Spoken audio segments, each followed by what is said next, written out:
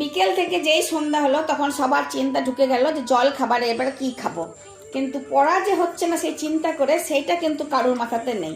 আর এখন তো ফেল করলেও পাস, তাই সবাইকে ঝগড়া করে বললাম আগে পড়তে বস, তারপরে দেখছি কী খাবারের ব্যবস্থা করি।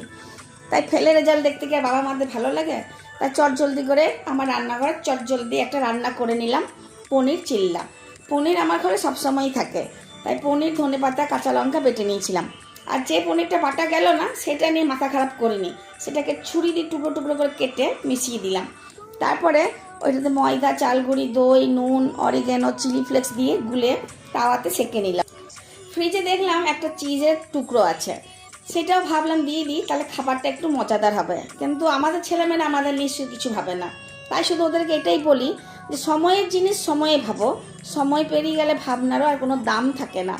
আমি তোদেরকে কিছু দিতে না পারলে আমার হয়তো বেশি কষ্ট হবে, কিন্তু তোরা যদি তোদের জীবনকে কিছু দিতে না পারিস তাহলে আমার থেকেও তোদের আরও বেশি কষ্ট হবে। চলো, গল্প করতে করতে রান্না শেষ হলো, মেয়েদেরকে নিয়ে পনির চিল্লার ভিডিও বানালাম, রান্নাটা কেমন করে করতে হয় তোমাদেরকে দেখালাম। তাহলে দেরি না করে দেখো, চটজলদি রান্নাঘরের নামটার মতোই চটজলদি করে বিকেলে বা সকালে এই মুখরোচক জলখাবারটা খেয়ে কেমন লাগে তোমাদের। ভালো লাগলে সাবস্ক্রাইব করবে, কমেন্ট করবে। ধন্যবাদ।